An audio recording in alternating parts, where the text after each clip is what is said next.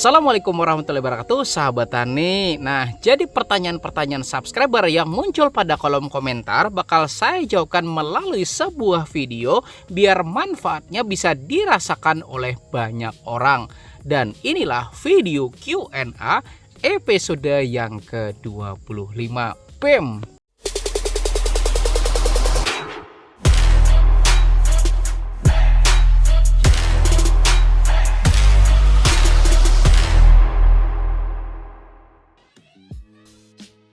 Dan sebelumnya silahkan klik dulu ya tombol jempolnya, dan mudah-mudahan ilmunya jadi makin berkah dan rezekinya jadi tambah banyak lagi, amin. Dan mari kita mulai dengan pertanyaan yang pertama dari akun Suryon Orion 1824. Pak, mengapa PSB beda-beda warnanya? PSB yang warna apa yang paling bagus? PSB ya sahabat tani, atau bakteri fotosintesis, maka saya jawab yang bagus itu adalah merah. Karena pertama, ketika bakteri fotosintesis atau PSB itu warnanya hijau, maka terdapat kandungan mikroorganisme di dalamnya, tetapi kandungannya itu enggak begitu banyak gitu ya sahabat tani, dan juga kepadatan dari mikroorganismenya belum terlalu banyak. Kemudian ketika PSB atau bakteri fotosintesis itu ternyata warnanya udah merah, maka kepadatan dari mikroorganismenya itu udah lebih banyak gitu ya sahabat tani, dan juga memiliki kandungan bahan organik yang jauh lebih tinggi gitu ya sahabat tani. Sedangkan ketika warnanya itu merah bahkan sampai kecoklatan, nah selain kandungan bahan organiknya juga tinggi, juga terdapat loh variasi dari mikroorganisme di dalam larutan tersebut. Nah, jadi kalau ditanya mana yang paling bagusnya, saya jawab yang merah gitu ya sahabat tani. Bahkan merah kecoklatan juga nggak jadi masalah. Lalu mungkin di antara Anda ada yang bertanya kayak gitu kan, kenapa misalnya pas saya bikin misalnya 20 botol misal gitu ya sahabat tani, cuman ada beberapa yang merah kayak gitu kan, yang lain hijau aja semuanya, ya enggak? Jadi yang pertama itu pastikan dulu wadahnya itu Anda nggak menggunakan plastik gitu ya sahabat tani, tapi menggunakan botol. Kemudian kalau ternyata masih hijau juga, nah kayak gini ya sahabat tani, ambil dari yang sudah merah kemudian tuangkan ke yang masih hijau gitu ya sahabat tani. Maka insya Allah dalam beberapa hari ke depan, nah yang hijau itu bakalan jadi merah gitu ya sahabat tani, karena Anda mencampurkan biang yang udah jadi pada yang belum jadi merah gitu ya sahabat tani. Oke, kita lanjut pada pertanyaan yang nomor 2 gitu ya sahabat tani. Nah, ini masih seputar PSB. Apakah PSB jika sudah berwarna merah harus tetap dijemur? Soalnya punya saya sudah berwarna merah gelap. Nah, soal ini betul ya sahabat tani, memang harus tetap dijemur kayak gitu loh. Bahkan punya kami ada yang udah 6 bulan masih terjemur juga nggak jadi masalah gitu ya sahabat tani. Dan asal sahabat tani tahu bahwa ternyata bakteri fotosintesis itu tuh luar biasa loh ya sahabat tani efeknya. Nah, karena menurut jurnal berjudul Efek Aplikasi Cyanectococcus sp pada daun dan pupuk NPK terhadap parameter agronomis kedelai, aplikasi bakteri Cyanectococcus dengan cara disemprotkan pada daun tanaman ternyata mampu meningkatkan pertumbuhan dan juga hasil dari tanaman kedelai. Dan simak loh ya sahabat tani perbedaan dari stomata tanaman berikut ini, ayo. Nah, gambar sebelah kiri ini ya sahabat tani kondisi stomata tanaman tanpa diberikan perlakuan Cyanectococcus. Sedangkan yang kanan, nah stomata tanaman yang diberikan perlakuan bakteri fotosintesis atau Cyanectococcus. Beda kan ya sahabat tani stomatanya. Dan inilah kenapa tanaman yang diberikan perlakuan bakteri fotosintesis itu dapat lebih melesat pertumbuhannya. Tapi ingat, aplikasinya itu disemprotkan gitu ya sahabat tani, dan jangan sampai kebalik gitu ya sahabat tani. Oke, mari kita lanjut pada pertanyaan yang ketiga. POC paling bagus diaplikasikan ketika sudah mencapai fermentasi berapa hari, Pak? Oke, soal waktu fermentasi gitu ya sahabat tani ya kan. Nah, itu bervariasi loh ya sahabat tani, tergantung dari berbagai macam faktor. Misalnya faktor bahan baku apa yang kita gunakan kayak gitu kan. Kemudian faktor suhu atau temperatur gitu ya sahabat tani. Kemudian faktor kelembapan juga berpengaruh kayak gitu kan. Kemudian juga jenis mikroorganisme apa yang terlibat dalam proses fermentasi tersebut juga sangat-sangat berpengaruh. Tetapi pada umumnya proses fermentasi dari pupuk organik cair itu biasanya memerlukan waktu antara 2 sampai 4 minggu buat mencapai kualitas terbaiknya. Lalu mungkin di antara Anda ada yang bakal tanya gitu ya sahabat tadi ya kan, kalau seandainya misalnya kita aplikasikan sebelum masa fermentasinya itu selesai, nah itu efeknya gimana ya enggak? Untuk menjawab ini, bayangkan misalnya sahabat tani, Anda masak nasi misalnya beras 1 liter gitu ya sahabat tani. Kemudian Anda masukin ke dalam rice cooker atau rice cooker kan. Nah, yang seharusnya matang dalam waktu 40 menit, karena lapar banget gitu ya sahabat tadi, langsung dibuka kayak gitu kan, kemudian diambil, kemudian masukin dalam piring. Coba apa yang terjadi? Masih dalam bentuk berasan gitu ya sahabat tani, dan juga saya yakin masih banyak airnya ya enggak sahabat tani. Nah, sama juga loh dengan proses fermentasi. Artinya pertama, kita tuh masih sabar loh ya sahabat tani buat nunggu sampai proses fermentasinya itu selesai.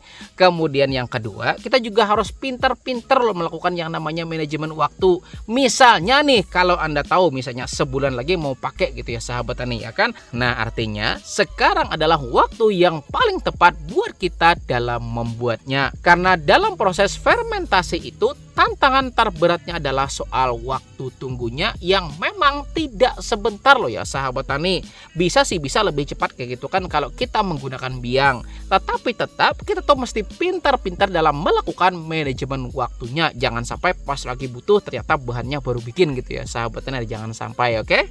Dan lanjut pada pertanyaan yang nomor 4. Nah, ini dari akun Hasinamudi 9587. Untuk POC Pak, bisa nggak kita mengetahui kira-kira ada berapa persen kandungan POC yang kita buat sendiri tanpa menggunakan alat? Oke, menarik mengetahui persentase kandungan tanpa menggunakan alat. Nah, coba simak dan juga dengarkan baik-baik gitu ya sahabat tani. Ada kata persen loh ya sahabat tani, ya enggak? Nah, pasti ketika persen atau persentase itu pasti muncul yang namanya angka, bener nggak ya sahabat tani?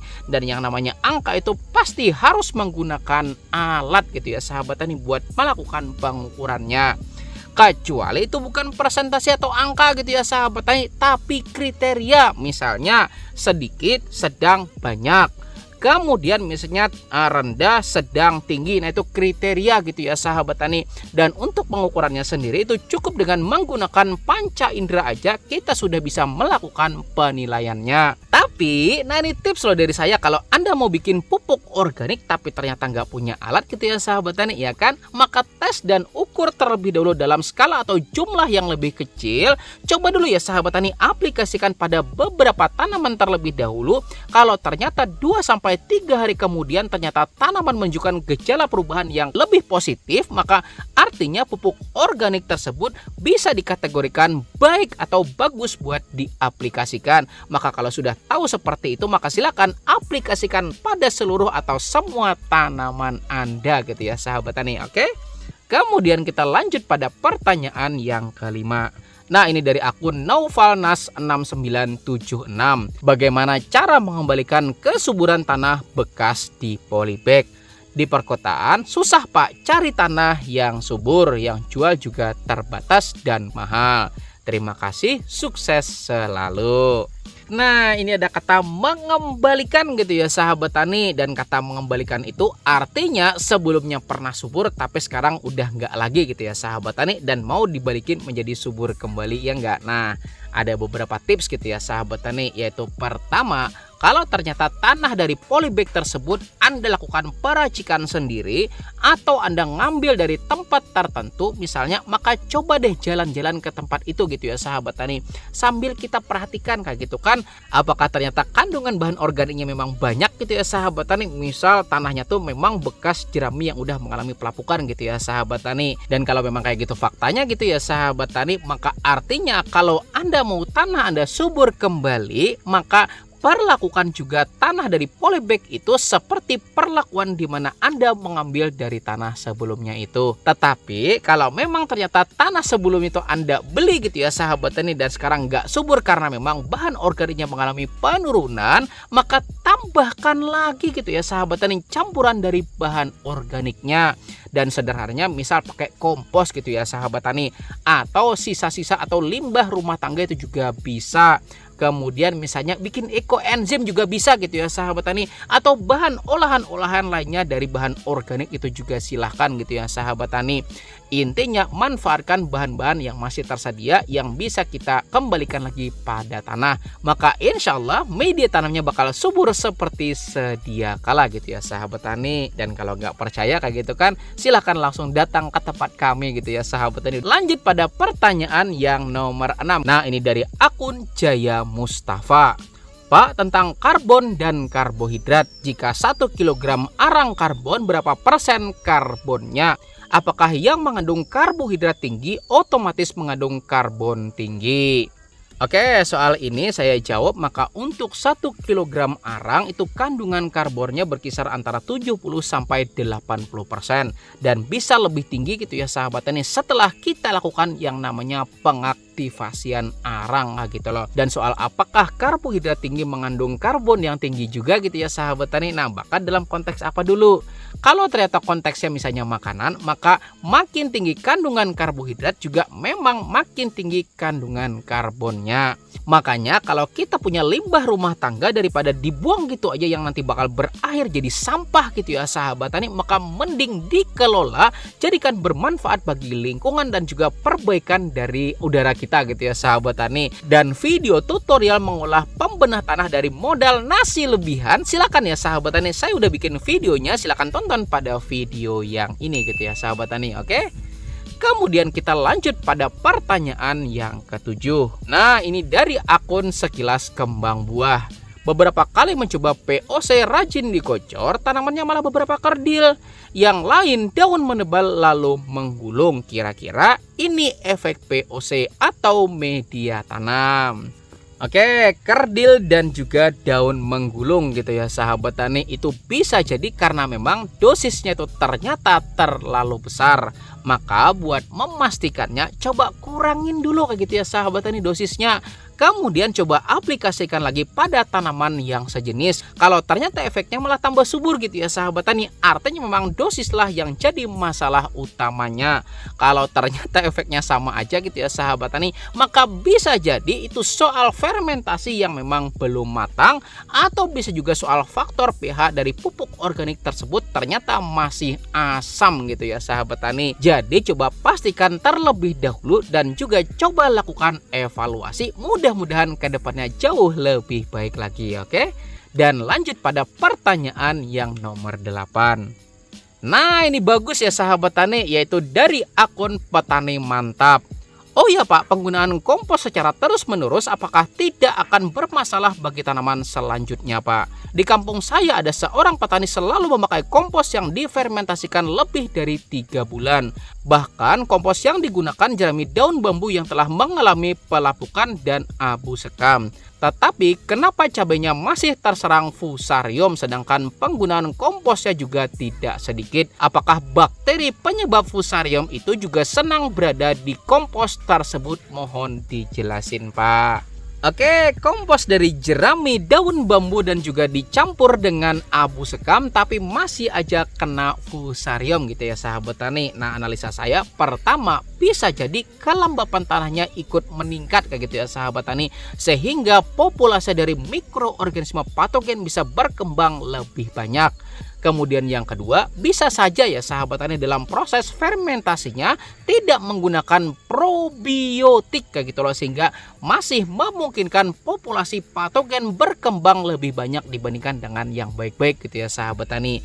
Kemudian kemungkinan yang ketiga, bisa juga loh ya sahabat tani, meskipun udah 3 bulan lamanya tapi ternyata proses fermentasi itu masih berlangsung gitu ya sahabat tani, sehingga berakibat pada lingkungannya tuh menjadi lebih asam.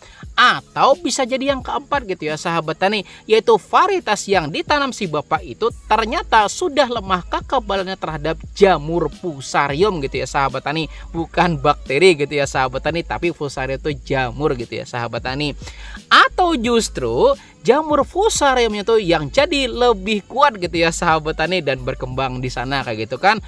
Maka kalau begitu kondisinya, coba lagi deh ya sahabat tani, dalam skala yang lebih kecil dulu gunakan kompos yang sama gitu ya sahabat tani. Tapi mikroba fermentasinya gunakan probiotik gitu ya sahabat tani. Probiotik tuh banyak kok dijual di pasar gitu ya sahabat tani. Atau beli Trichoderma juga bisa gitu ya sahabat tani. Kemudian yang kedua juga pastikan pH dari kompos tersebut memang sudah tidak lagi asam. Kemudian yang ketiga, nah ini yang paling penting ya sahabat tani, yaitu coba gunakan varietas lain yang memang tahan terhadap layu fusarium. Maka mudah-mudahan ke depannya tanaman bisa tumbuh sesuai harapan kita dan bisa menghasilkan panen yang baik buat kita semua. Oke? Nah, itu tadi beberapa pertanyaan yang ada pada video Q&A episode yang ke-25 ini. Jika ada masukan, kritik maupun saran, maka silakan tuliskan pada kolom komentar. Terima kasih. Saya Rizal Ansar. Insya Allah kita bakal ketemu pada video lainnya di channel Penyuluh Pertanian Lapangan ini. Terima kasih. Wassalamualaikum warahmatullahi wabarakatuh.